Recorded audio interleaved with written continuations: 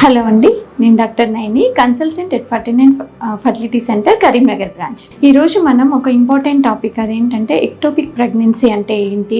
ఇప్పుడు మనకి ఐయుఐ పద్ధతి ద్వారా లేదంటే ఐవీఎఫ్ పద్ధతిలో మనకి ట్రీట్మెంట్ చేసినప్పుడు కూడా ఎక్టోపిక్ ప్రెగ్నెన్సీ వచ్చే ఛాన్సెస్ ఉన్నాయా అని చెప్పి అడుగుతుంటారనమాట. సో దీని గురించి ఈరోజు మనం మాట్లాడుకుందాం. సో ఎక్టోపిక్ ప్రెగ్నెన్సీ అంటే ఏంటి అంటే, మామూలుగా ప్రెగ్నెన్సీ అంటే పిండం అనేది మనకి ట్యూబ్లో తయారవుతుంది, కానీ అది గర్భసంచి లోపలికి 5 days తర్వాత ట్యూబ్లోంచి గర్భసంచి లోపలికి వచ్చి ఇక్కడ బేబీ పెరుగుతుంది అనమాట, గర్భసంచి లేయర్కి అటాచ్ అయ్యి. సో ఎక్టోపిక్ ప్రెగ్నెన్సీ అంటే గర్భసంచిలో కాకుండా ఆ పిండం అనేది మిగతా ఇతర ప్లేసెస్లో, అంటే ట్యూబ్స్లో కానీ ఓవరీస్లో కానీ, ఒక్కొక్కసారి మనకి గర్భసంచి కింది భాగంలో అంటే సర్విక్స్ అంటారు, ఈ ప్లేస్లో మామూలుగా పిండం అనేది గర్భసంచి మధ్యలో క్యావిటీలో పెరగాలన్నమాట. అట్లా కాకుండా సర్విక్స్ భాగంలో పెరిగినా, లేకపోతే ఇంకొంతమందిలో మనకి ప్రీవియస్గా సిజేరియన్ సెక్షన్ అయిన వాళ్ళు ఉంటారు. సో సెకండ్ టైం వాళ్ళకి ప్రెగ్నెన్సీ వచ్చినప్పుడు ఆ పిండం అనేది ఆ ముందు ఆపరేషన్ అయిన స్పేస్లో, అంటే ఆ స్కార్ దగ్గర అతుక్కుంటుంది.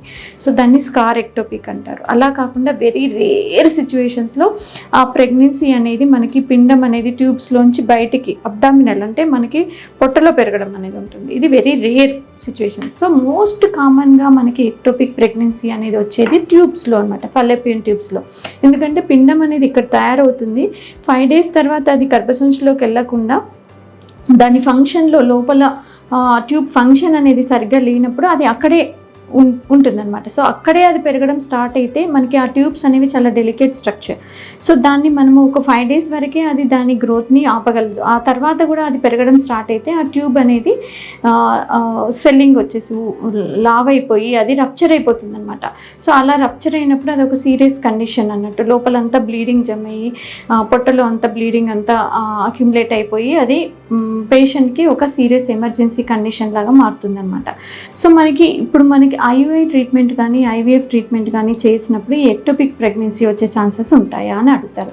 సో మనకి ఐయుఐ పద్ధతిలో మీకు తెలుసు, మనకి ఎగ్ ఎప్పుడైతే రిలీజ్ అవుతుందో అప్పుడు హస్బెండ్ స్పర్మ్స్ తీసి వాష్ చేసి మన గర్భసంచి లోపలికి వేస్తాం. సో అలా మిగతా అంతా న్యాచురల్గా లోపల జరగాల్సిందే అనమాట. సో ఫర్టిలైజేషన్ అదంతా కూడా న్యాచురల్గా ఎలా జరగాలో అలానే జరుగుతుంది. సో ఇప్పుడు న్యాచురల్గా మన కన్సెప్షన్ వచ్చినప్పుడు ఎక్టోపిక్ ఛాన్సెస్ ఎంత ఉంటాయో ఈవెన్ ఐయుఐ ట్రీట్మెంట్లో కూడా అలాగే ఉంటుందన్నమాట. అంటే వెరీ రేర్, అంటే లెస్ దెన్ 1%, 1 to 2% కంటే ఎక్కువ ఉండదు అనమాట. కానీ ఇప్పుడు చాలామంది అడిగేది ఏంటంటే, ఇప్పుడు ఐవీఎఫ్ ప్రెగ్నెన్సీ అంటే ఏంటి, మనము ఎగ్స్ అనేవి బయటికి తీసి బయటనే స్పర్మ్ తీసుకుని ల్యాబ్లోనే పిండం తయారు చేసి ఆ తయారైన పిండాన్ని మనం గర్భసంచిలోకి పెడుతున్నాం. సో అలా పెట్టినప్పుడు కూడా ఎక్టోపిక్ ప్రెగ్నెన్సీ వచ్చే ఛాన్సెస్ ఎట్లా ఉంటాయి అని చెప్పి అడుగుతుంటారనమాట. సో అయితే ఇక్కడ మనం అర్థం చేసుకోవాల్సింది ఏంటి అంటే, ఈవెన్ మనం ఎంబ్రియో అనేది మనం గర్భసంచిలోకి ట్రాన్స్ఫర్ చేసి ఇక్కడ మనం పెట్టినా కూడా ఆ ఎంబ్రియో అనేది అక్కడే అతుకుతుందా, లేదంటే గర్భసంచి యొక్క కదలికల వల్ల అది ఒక్కొక్కసారి ట్యూబ్ లోపలికి కూడా వెళ్ళే అవకాశం ఉండొచ్చు అనమాట. But it is very rare, అంటే లెస్ దెన్ 1% ఛాన్సెస్ ఉంటాయి. సో మనకి చాలా ఒక 100,000 మందిలో ఎవరికో కొంతమందికి ఇలా ఎక్టోపిక్ ప్రెగ్నెన్సీ వచ్చే ఛాన్సెస్ ఈవెన్ ఐవీఎఫ్ ప్రాసెస్ చేసినా కూడా ఉండొచ్చు అనమాట. అయితే ఇది యూజువల్గా మనకి ఈ ఎంబ్రియో ట్రాన్స్ఫర్ అనేది బ్లాస్టోసిస్ట్, అంటే డే 5 days పెరిగిన ఎంబ్రియో పెడతాం. కానీ కొన్ని సిచ్యువేషన్స్లో Day 3 ఎంబ్రియోస్ కూడా ట్రాన్స్ఫర్ చేయడం జరుగుతుంది, అంటే 3 రోజుల వరకు పెరిగిన ఎంబ్రియో అనమాట. సో ఇలా డే 3 ట్రాన్స్ఫర్ చేసినప్పుడు మనకి Day 5 ట్రాన్స్ఫర్, అంటే బ్లాస్టోసిస్ట్ ట్రాన్స్ఫర్ కంటే కూడా Day 3 ట్రాన్స్ఫర్స్లో స్లైట్గా మార్జినల్గా కొంచెం ఈ ఛాన్సెస్ ఎక్కువ ఉండే, ఎక్టోపిక్ ప్రెగ్నెన్సీ వచ్చే ఛాన్సెస్ ఎక్కువగా ఉండే అవకాశాలు ఉన్నాయి. అంటే మార్జినల్గా, చాలా ఎక్కువగా కాదు. ఇంకొక కండిషన్ ఏంటి అంటే, ఇప్పుడు మనకి ఎంబ్రియో ట్రాన్స్ఫర్ చేసినప్పుడు ఒక్కొక్కసారి మనం 2 ఎంబ్రియోస్ ట్రాన్స్ఫర్ చేయడం జరుగుతుంది. సో అలా 2 ఎంబ్రియోస్ ట్రాన్స్ఫర్ చేసినప్పుడు ఒక్కొక్కసారి హెటెరోటోపిక్ ప్రెగ్నెన్సీ అంటారు. అంటే ఏంటి అంటే, ఒక ఎంబ్రియో ఏమో గర్భసంచిలో అతుకుతుంది, ఇంకొక ఎంబ్రియో ఏమో అది ట్యూబ్లో అతికే ఛాన్సెస్, అంటే అది మూమెంట్స్ ద్వారా, కదలికల ద్వారా, యూట్రైన్ కంట్రాక్షన్స్ వల్ల ఆ ట్యూబ్లో వరకు వెళ్ళి ఆ ట్యూబ్లో అతుక్కోవడం స్టార్ట్ అవుతుంది. ఇలాంటి కండిషన్ని హెటెరోటోపిక్ ప్రెగ్నెన్సీ అంటారు. సో ఇది కూడా ఏంటంటే వెరీ వెరీ రేర్ అన్నట్టు.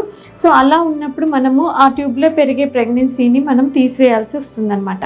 సో మీ సిచ్యువేషన్స్లో, అంటే ఐవీఎఫ్లో కూడా ఎక్టోపిక్ ప్రెగ్నెన్సీ వచ్చే ఛాన్సెస్ అనేవి లెస్ దెన్ 1% ఉండే అవకాశాలు ఉంటాయన్నమాట. సో ఇది మీరు తెలుసుకోవడం చాలా అవసరం.